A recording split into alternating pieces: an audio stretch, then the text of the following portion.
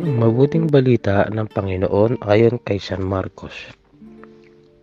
Sa lungsod ng Capernaum, sa araw ng pamamahinga, si Jesus ay pumasok sa sinagoga at nagturo.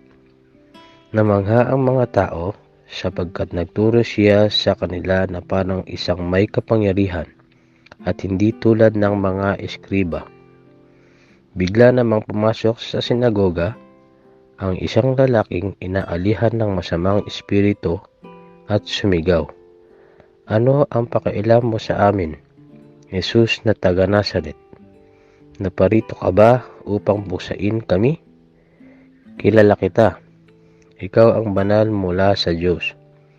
Ngunit iniutos ni Jesus sa masamang espiritu, "Tumahimik ka, lumabas ka sa kanya."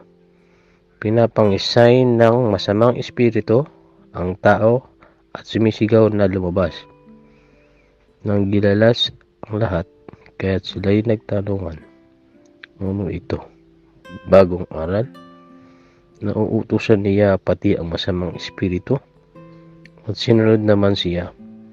At mabilis na nakumalat sa buong Galilea ang balita tungkol kay Jesus, ang mabuting balita ng Panginoon.